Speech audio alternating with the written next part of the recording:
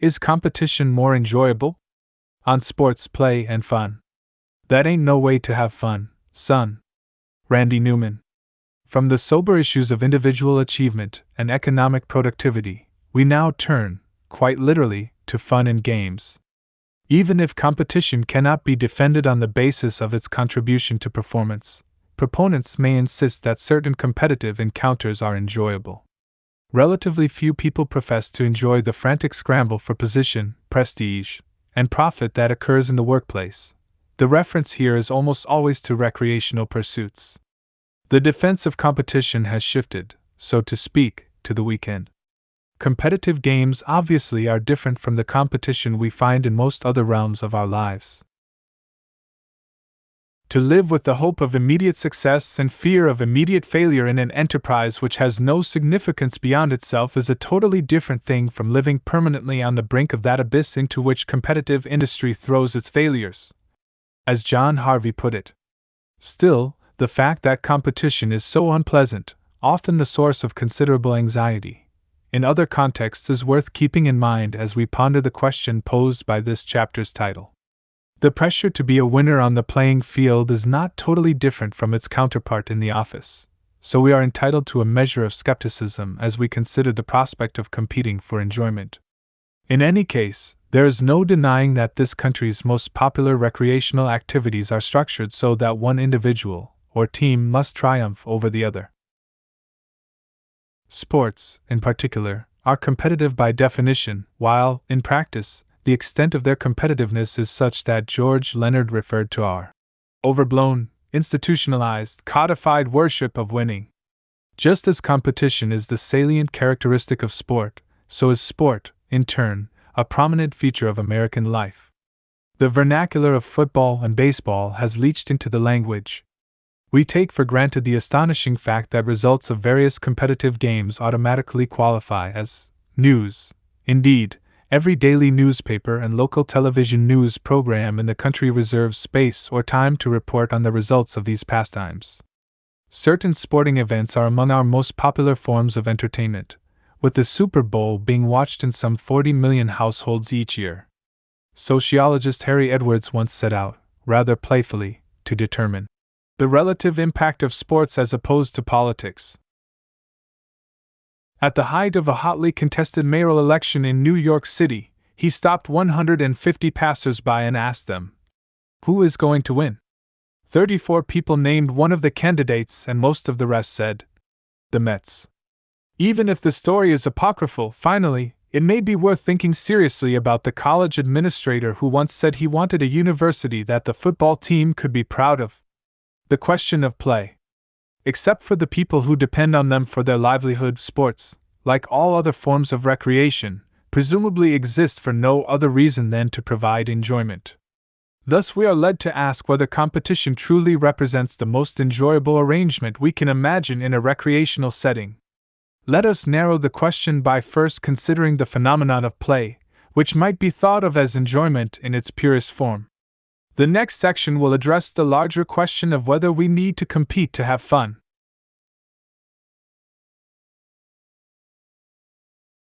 As I noted in Chapter 2, one of the classic works on the subject, Johann Huizinga's Homo Ludens, goes so far as to suggest that play and competition are virtually synonymous.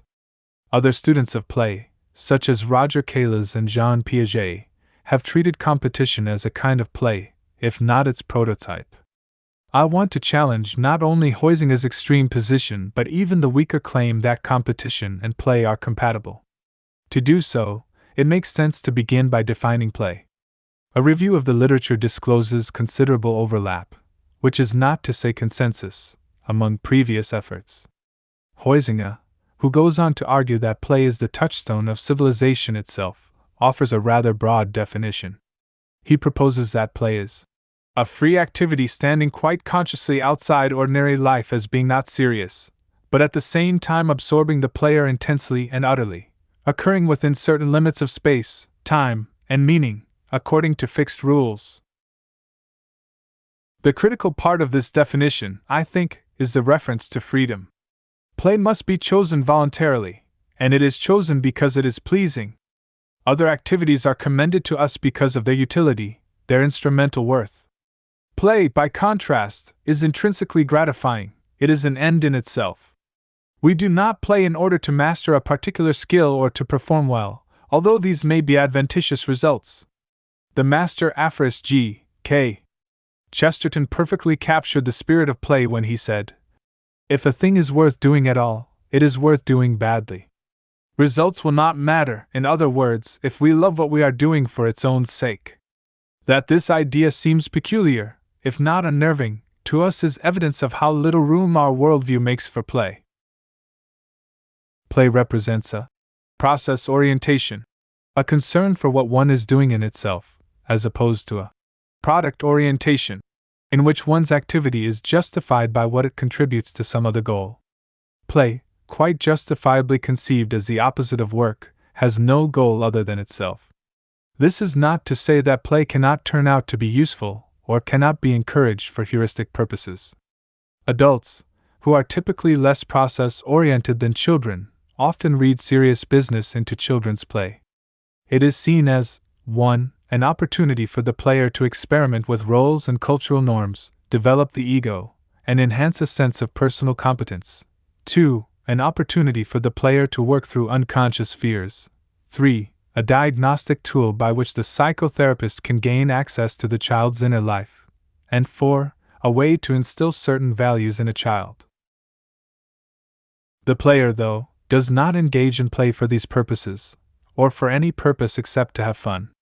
As soon as play becomes product-oriented or otherwise extrinsically motivated, it ceases to be play. 2 final points need to be made about the nature of play.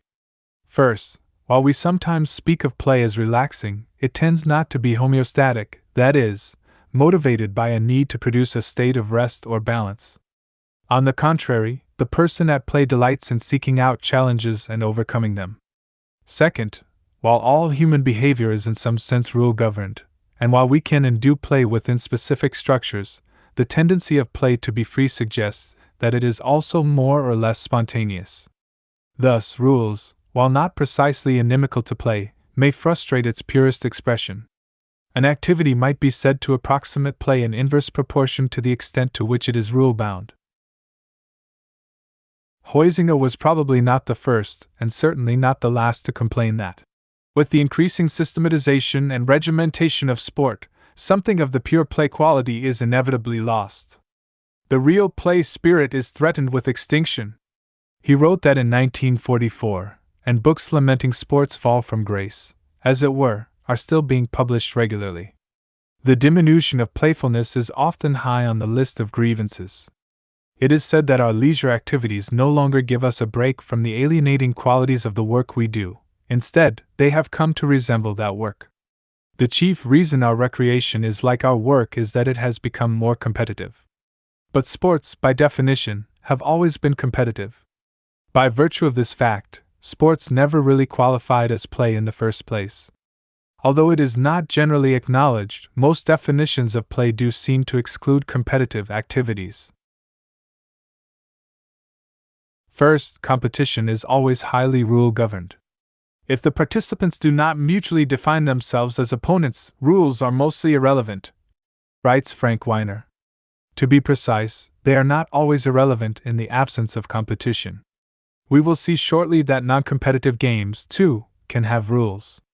Still, rules tend to be more numerous and more rigid in competitive activities. Second, competition often is motivated by a search for approval, which is an extrinsic motivator, and thus irrelevant to play. Third, and most important, competition is goal-oriented striving par excellence. Novak is quite right to insist that play is to be played exactly because it isn't serious. It frees us from seriousness.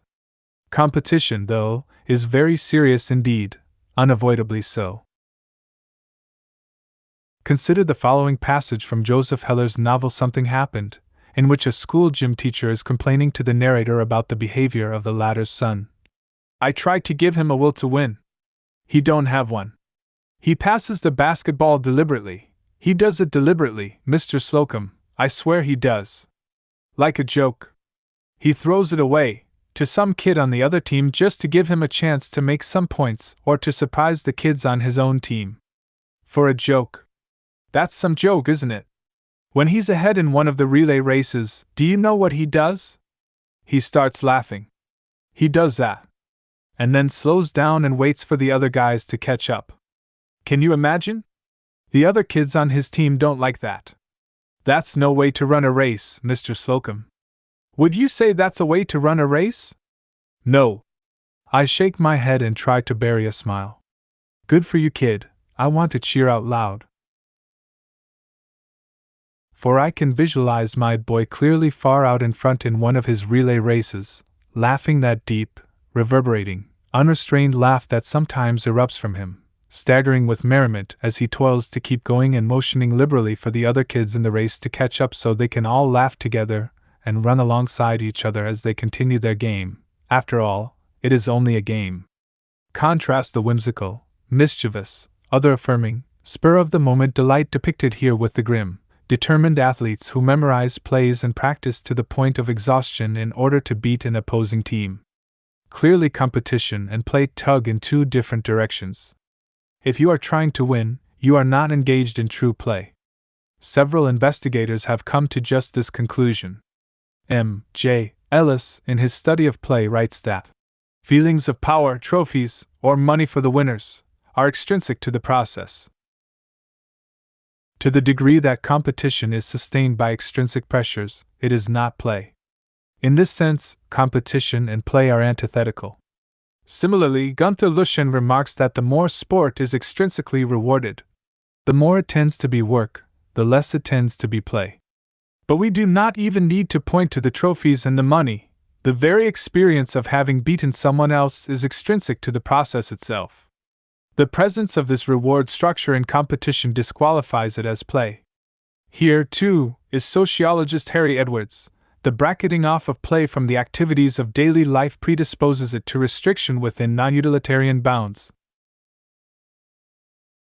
Thus, none of the following actors could be considered as engaging in play: the office worker or executive who takes part in a badminton match, substitute, squash, or handball, in order to relax and take a break from the rigors of work, the professional participant in football, the high school and college football participants who see themselves as preparing for a college athletic grant in aid or for a professional career, persons who engage in such activities as card games with the goal of winning or gaining financially, or participants in checkers or chess. Edwards inexplicably stops short of making his generalization explicit. The point is that any activity whose goal is victory cannot be play. Another perspective is provided by psychologist Mihai Csikszentmihalyi's study of the flow experience, a sensation of total, unself-conscious involvement that is associated with play. Csikszentmihalyi comments that if basketball is not as flow-producing as composing music, for instance, that is at least partly because its competitive structure fails to isolate the activity from everyday life, making concentration and the loss of ego relatively more difficult. William A. Sadler, finally, notes that sports not only are not isolated from daily life, as play must be, but they actively train participants for that life as it is lived in our society. Athletes often are well aware that what they do is not play, he writes. Their practice sessions are workouts, and to win the game they have to work harder. Sports are not experienced as activities outside the institutional pattern of the American way of life. They are integrally a part of it. In other words, the old cliché is true. Sports prepare one for life. The question which must be raised is, what kind of life? The answer in an American context is that they prepare us for a life of competition. Competitive recreation is anything but a time out from goal-oriented activities. It has an internal goal, which is to win. And it has an external goal, which is to train its participants. Train them to do what? To accept a goal-oriented model. Sports is thus many steps removed from play. The argument here is not merely academic. Even when they do not talk explicitly about play, apologists for sport like to argue that it offers a time out from the rest of life. No matter how brutal or authoritarian sports might be, we are supposed to see them as taking place in a social vacuum. This claim has the effect of excusing whatever takes place on a playing field. While Governor of California, Ronald Reagan reportedly advised a college football team that they could feel a clean hatred for their opponent. It is a clean hatred since it's only symbolic in a jersey. It also has the effect of obscuring the close relationship between competitive recreation and the society that endorses it. That relationship, as Sadler saw, is reciprocal. Sports not only reflect the prevailing mores of our society but perpetuate them. They function as socializing agents, teaching us the values of hierarchical power arrangements and encouraging us to accept the status quo. In a 1981 study of children's competitive soccer and hockey programs in New York and Connecticut, Guy Ingham Berliage was even more specific. The structural organization of these programs resembles the structural organization of American corporations. The values stressed in children's competitive sports are also similar to corporate values. It is hardly a coincidence, then, that the most vigorous supporters of competitive sports, those who not only enjoy but explicitly defend them, are political conservatives. Michael Novak, Spiro Agnew, and William J. Bennett are among those quoted in these pages, or that interest in sports is highest in the more politically conservative regions of the country. Writing in the Journal of Physical Education and Recreation, George Sage observed that organized sport, from youth programs to the pros, has nothing at all to do with playfulness, fun, joy, self-satisfaction, but is, instead, a social agent for the deliberate socialization of people into the acceptance of the prevailing social structure and their fate as workers within bureaucratic organizations. Contrary to the myths propounded by promoters, sports are instruments not for human expression, but of social stasis.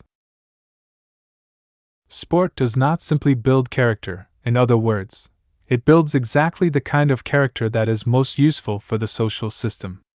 From the perspective of our social and economic system, which is to say, from the perspective of those who benefit from and direct it, it is useful to have people regard each other as rivals.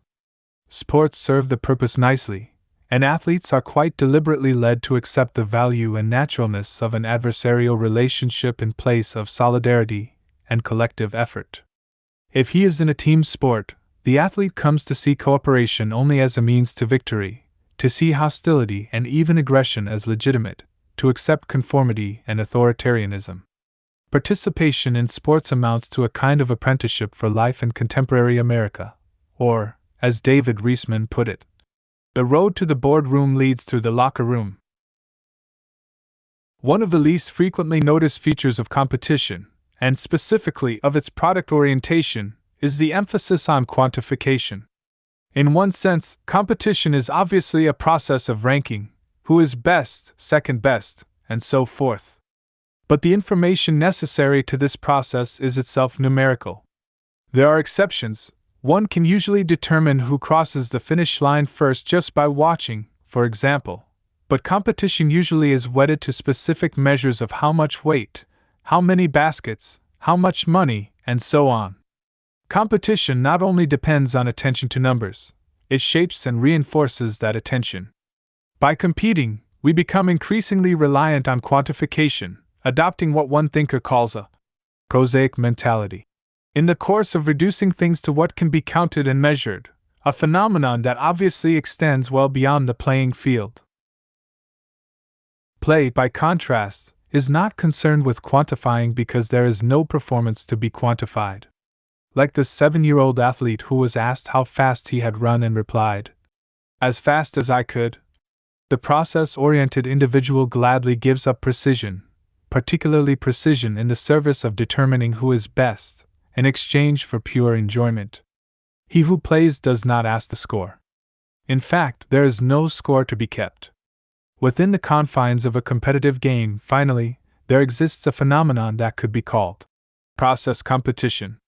This is the in-the-moment experience of struggling for superiority that is sometimes seen as an end in itself rather than simply a step toward the final victory. Thus, college football coach Joe Paterno. We strive to be number one. But win or lose, it is the competition which gives us pleasure. For enjoyment to derive wholly from the process of besting another person is more than a little disturbing, but it does more nearly qualify as play since it is a process. What we need to ask is whether it really is the essence of competitive recreation. After waxing rhapsodic over process competition, Stuart Walker writes, "The philosophy athletes here announced is that the game's the thing, participation is what matters. But the questions they here asked are, who beat whom? Who got the medals?" The modern competitor feels that to be approved, admired, respected, he must win. In fact, there is nothing especially modern about this phenomenon. The concern with who beat whom, the product of the event, is hardly an accidental feature of competition. It is not an afterthought that just receives too much attention these days.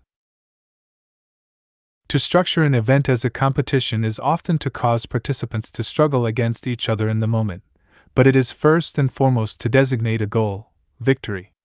Process competition may exist as a pocket of play, though a rather ugly version thereof, but the overall effort is unavoidably product-oriented. It should come as no surprise, moreover, to find that this pocket will shrink. The last chapter considered the corrosive effect of extrinsic motivation upon intrinsic motivation. Any gratification from the game itself can be expected to diminish when an external reward, victory with its trappings, is introduced. And there is no competition without such reward.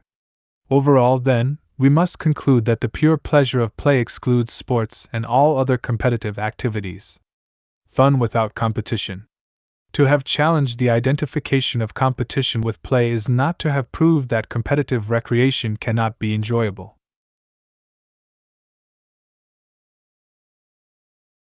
After all, various rule-governed, product-oriented activities do fill our leisure hours.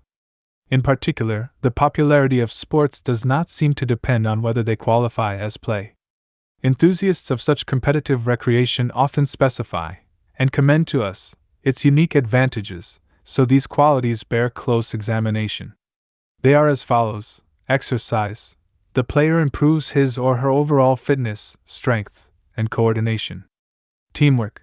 Team sports are said to promote a kind of group loyalty, an esprit de corps that can come only from working toward a common end such as the defeat of the opposing team. Zest. Without competition, we are sometimes told, recreational activities would hold no interest for us. Even critic George Leonard concedes that competition, like a little salt, adds zest to the game and to life itself. Betty Lehan Harrigan uses the identical metaphor. The competitive impulse adds salt and pepper, the spices, to an otherwise bland and tasteless dish of aimless exercise. Competition is what makes it all worthwhile. Pushing oneself, in striving to win, the competitor is said to test his or her limits, to feel invigorated from the challenge, to experience a sense of sweaty accomplishment that is immensely gratifying.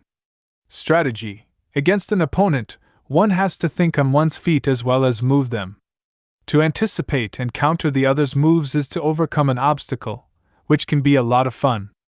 Total involvement. Sports aficionados frequently describe the complete experiential engagement that they enjoy, the sense of having transcended time. This theme is enthusiastically sounded in two books written as paeans to sports: The Joy of Sports by Michael Novak and Winning, The Psychology of Competition by Stuart Walker, a doctor whose free time is spent on competitive sailing. The same concept is described by several psychologists.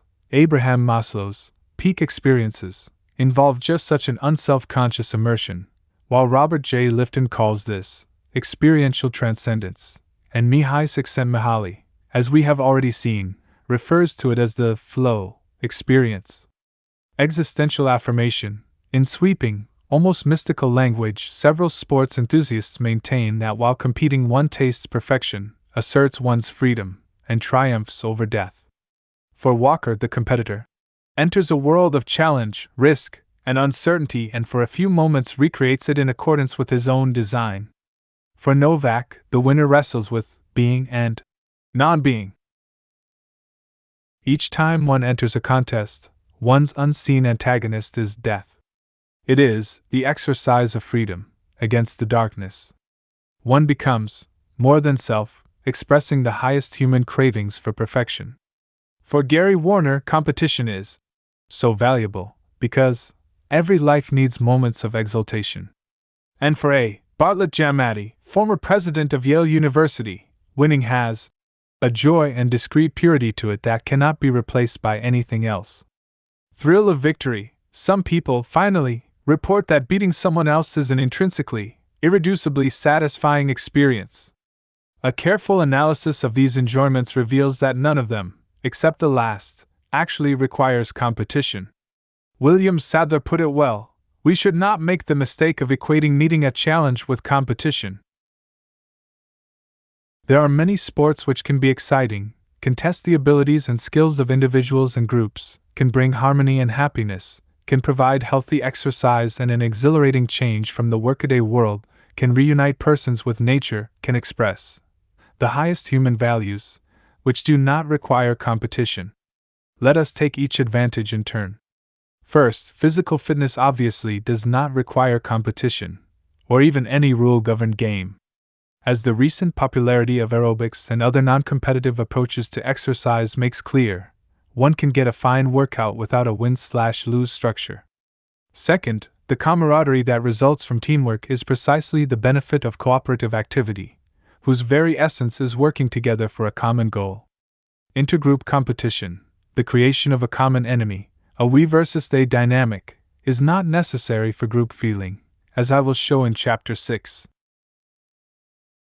The distinguishing feature of team competition is that a given player works with and is encouraged to feel warmly toward only half of those present, so cooperative activities are twice as desirable if this is our criterion. This comparison actually understates the case, since it does not account for the suspicion of contempt for, and even violence toward one's opponents that one finds in team sports. As for the claim that competition, like salt, provides zest, the metaphor may be more apt than its proponents intended. Salt contributes to hypertension and also becomes a substitute for the natural flavor of the food itself. Only when we come to depend on salt does food seem bland without it.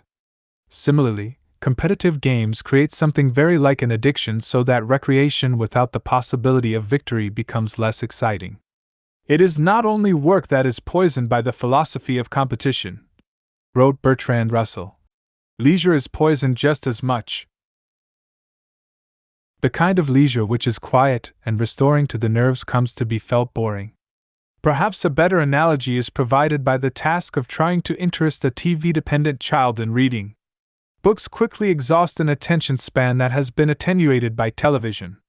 We might benefit from being weaned from what one critic called the glass teat, just as we may eventually know greater pleasure from unsalted food and non-competitive recreation. The dependence on sports to provide a sense of accomplishment or to test one's wits is similarly misplaced. One can aim instead at an objective standard or attempt to exceed one's own previous record, the latter being what some people mean by the unfortunate phrase, competing with oneself. Such non-competitive striving can be very satisfying indeed, and cooperative games requiring skill and stamina similarly seem no less invigorating for the absence of a winner and a loser at the end.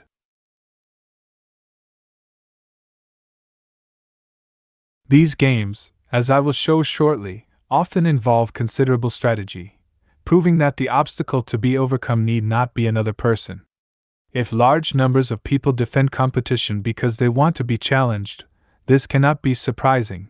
It is the same confusion between achievement and competition that we have encountered before, and it is understandable given the hegemony of competitive games in our culture. Within such a game, striving is striving for victory, so someone who knows only competitive games will come to equate the two. The experiential engagement that includes transcending time does not require physical activity of any sort, let alone competitive activity in particular. Maslow and Lifton scarcely mention sports in their descriptions of the phenomenon, while Csikszentmihalyi, who does focus on recreation, not only includes dancing and rock climbing, but specifically states that competitive sports are less conducive to the flow experience than non-competitive activities. It may be possible to achieve this sensation in competition, including in battle then, but one hardly needs to compete in order to experience it. Precisely the same is true of the grander claims made to the effect that sports represents an existential triumph. Anyone oriented towards spirituality to the extent that playing football becomes a religious experience is likely to find many activities have a similar effect.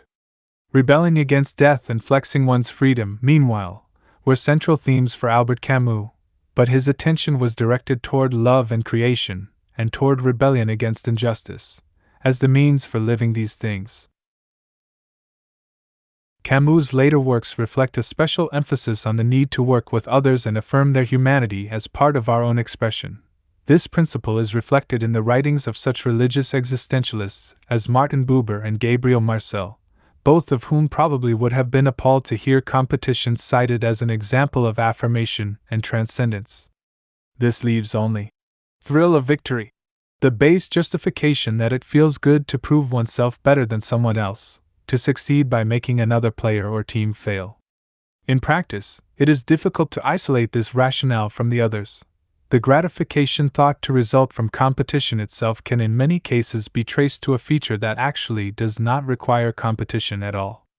Thus, it is difficult to know how widespread is the irreducible enjoyment of beating other people. To whatever extent it does exist, though, we cannot just assert that someone who claims that this does bring him pleasure is mistaken. You only think it's fun.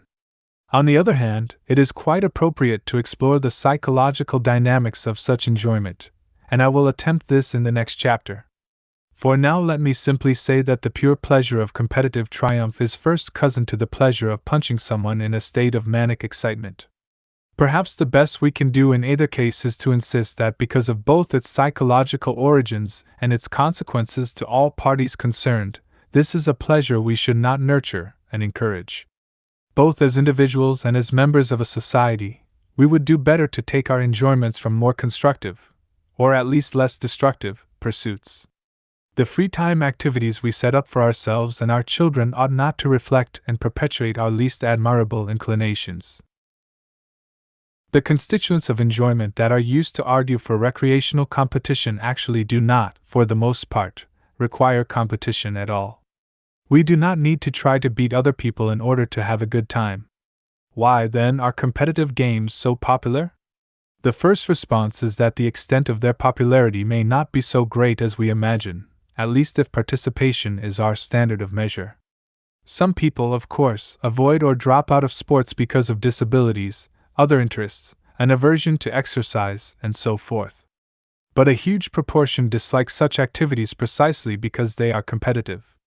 For many children, competitive sports operate as a failure factory which not only effectively eliminates the bad ones but also turns off many of the good ones, writes sports psychologist Terry Orlick. In North America, it is not uncommon to lose from 80 to 90% of our registered organized sports participants by 15 years of age. Research in non-recreational settings clearly shows that those who are not successful in initial competitions continue to perform poorly, thereby setting up a vicious cycle. Other research suggests that these individuals drop out when given the chance. Many people who defend competition actually encourage this, invoking a survival of the fittest ethic. School athletic programs implicitly do likewise, concentrating resources where the very best athletes are. Expressions of indifference or even satisfaction when many participants drop out of a given activity are disturbing under any circumstances, but they seem particularly outrageous when it comes to recreation. What, after all, is the point of games if not to encourage widespread participation and enjoyment? This sort of attitude has become self-defeating. Moreover, since many accomplished, or potentially excellent, athletes find the competitive pressure distasteful and onerous enough to bail out. The situation has reached the point that dozens of magazine articles and popular books are published every year decrying the excessive competitiveness of children's athletic programs, such as Little League Baseball. The spectacle of frantic, frothing parents humiliating their children in their quest for vicarious triumph is, of course, appalling, and the cheating and violence that result will be explored in a later chapter. For now, consider the simple fact that these experiences with competition are so unpleasant as to lead uncounted children to leave sports permanently. Is this mass exodus a bad thing? Unlike most critics, I am not at all sure that it is. In order to regret the fact that children are turned off to sports, you must assume that competition itself is unobjectionable if not delightful, and that potential athletes are alienated only because they receive too large a dose. I propose instead that while ill effects increase in direct proportion to the extent of competitiveness in an activity, it is competition itself that is to blame, although its effect will depend on an individual's temperament and specific experiences. There is no threshold of competitiveness below which we could expect all children to enjoy sports. From this position, it follows that disaffection with sports should not occasion regret on our part, unless children generalize their reaction to all physical activity. My point in showing that the competitive dimension of sports is creating millions of future ex-jocks is not to argue that this is a tragedy, but only to show that the link between competition and fun is largely spurious. Some people quit sports outright, while others may continue participating from force of habit, out of an unrelenting need to demonstrate their competence, or for any one of a number of other reasons that have little to do with genuine enjoyment. For all the emphasis on competitive recreation in our culture, then, its popularity is not what it first appears. But what of those who do enjoy such activities? A cross-cultural perspective is helpful here, reminding us that the members of some societies not only cooperate in their work but also enjoy non-competitive pastimes.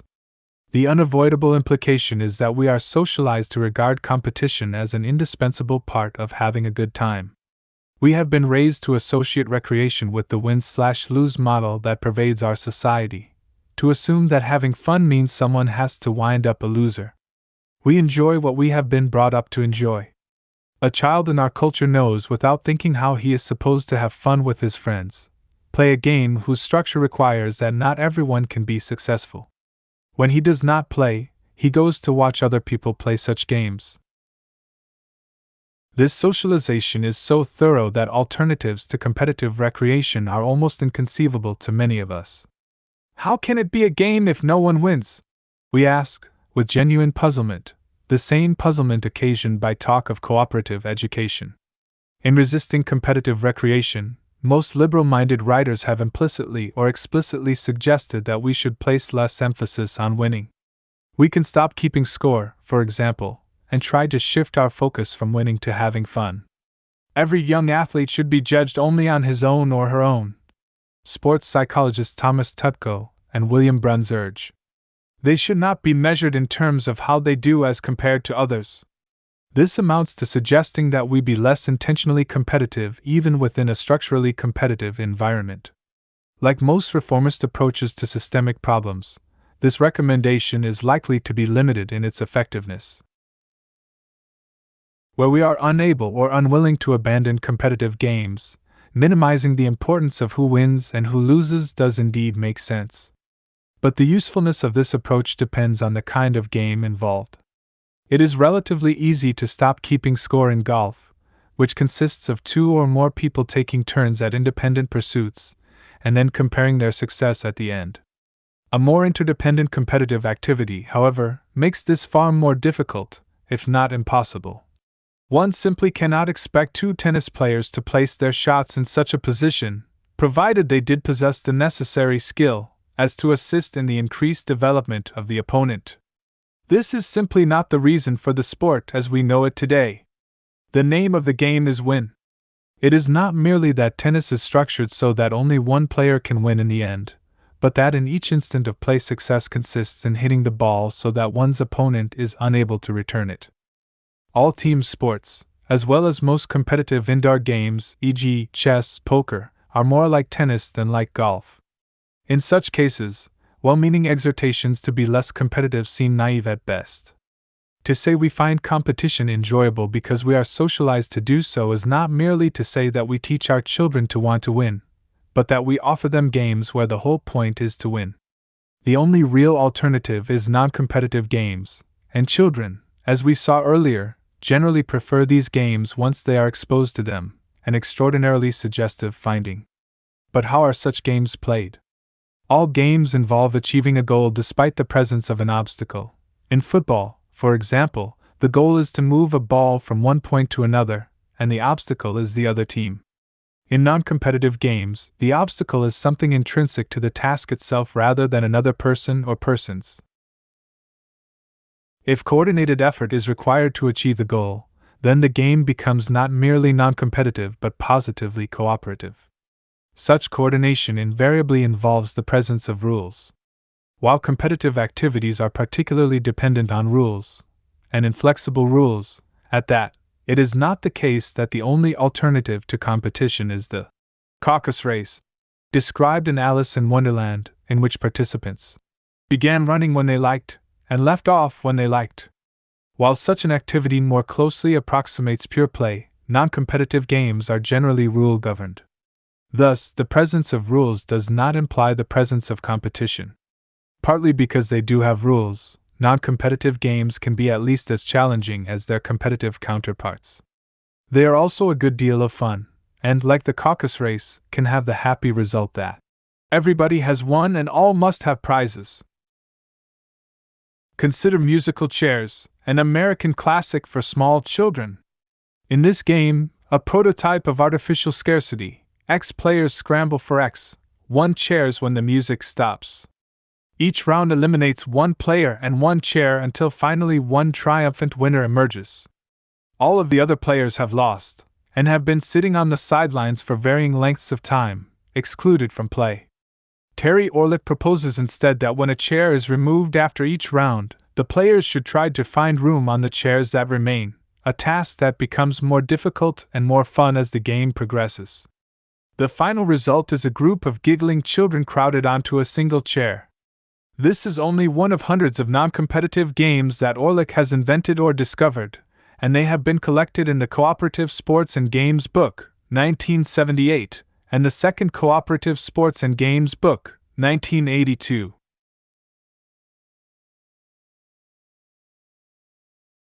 Another good collection is Jeffrey Sobel's Everybody Wins, Non-Competitive Games for Young Children, 1983. As early as 1950, Theodore F. Lentz and Ruth Cornelius published their own manual of cooperative games. Among them are cooperative Chinese checkers, the object of which is not to move one's marbles faster than the other player but to coordinate the 2 players' movements so that they reach their respective home sections simultaneously. In cooperative bowling, similarly, the purpose is to knock down the 10 pins in as many rounds as there are players. A very challenging task indeed. Other cooperative games require that each player make a specified contribution to the goal, that all the players attempt to reach a certain score, as in cooperative shuffleboard, which requires a modified court, or that all players work together against a time limit. Orlick also has diffused the competitive element in more traditional games by manipulating the scoring procedures or constitution of teams. In bump and scoot volleyball, for example, a player who hits the ball over the net immediately moves to the other side. The common objective is to make a complete change in teams with as few drops of the ball as possible. A small family business in Ontario, Canada, called Family Pastimes manufactures about 50 indoor games for adults and children, including cooperative versions of chess, backgammon, Go, Scrabble, and Monopoly. There may well be other such publications and products, but with a little ingenuity anyone can invent or reinvent many such games. Change the rules of Scrabble, for example, so that the 2 players try to obtain the highest possible combined score. Allow each to see the other's letters. The game is at least as challenging with this adaptation, given that one must be thinking about saving certain spaces on the board for one's partner and anticipating later developments from a joint perspective. Note the significance of an opponent becoming a partner. This is far more than a semantic transformation. The entire dynamic of the game shifts, and one's attitude toward the other players changes with it. Even the friendliest game of tennis cannot help but be affected by the game's inherent structure, as described earlier. The 2 players are engaged in an activity that demands that each try to make the other fail. The good feeling that attends a cooperative game, the delight one is naturally led to take in another player's success, may cast in sharper relief the posture one routinely adopts toward other players in competitive games, perhaps without even being aware of it. Cooperative recreation can, in other words, allow us to experience retrospectively just why competition is less enjoyable, and less innocuous, than we may have otherwise assumed.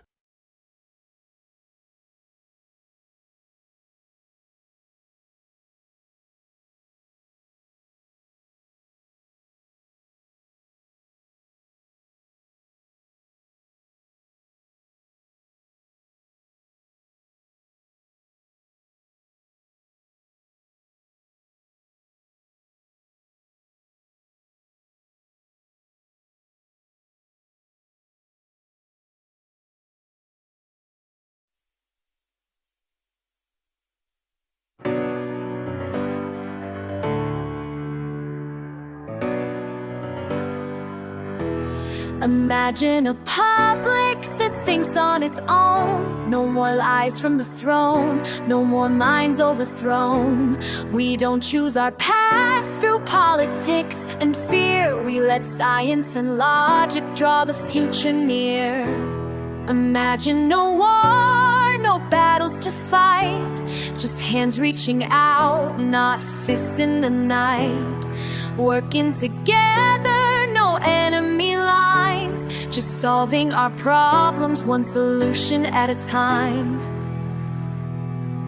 When the power of love overcomes the love of power, the world will know peace. Imagine no hunger, no scarcity game. The market is broken and profits to blame. Science is truth, but it's chained by the lie that money must rule and hope must die. Imagine no rich and no poor on the street, where health and well-being are no longer elite. Inequality breaks us, that's what science found. So let's level the earth, not just the battleground. When the power of love overcomes the love of power, the world will know peace. No more modern art that echoes despair. Let's create beauty that shows we care. No more dogma, fear, or shame. No torture in a holy name.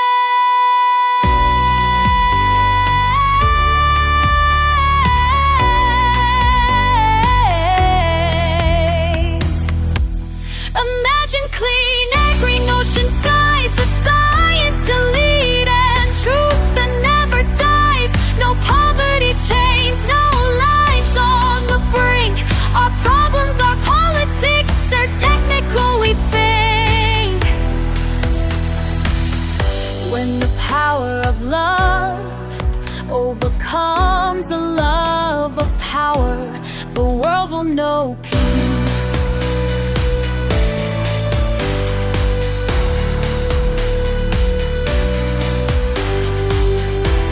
Imagine if the Zeitgeist movement dream came true, if the Venus Project showed us what to do. A world built on reason, not economy's plea, where the scientific method sets all people free.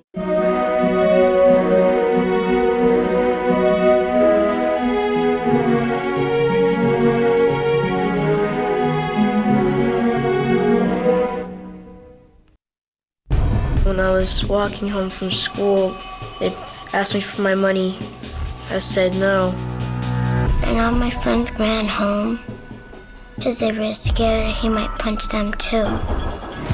I was screaming, but he just wouldn't stop. He always said he would hit me. I just didn't think he actually would. I don't know what I did, but they just kept on kicking me. They tied me up and dragged me outside. They stripped me of my dignity. She said she was going to teach me a lesson. He said I wasn't listening. I didn't think he'd get so mad.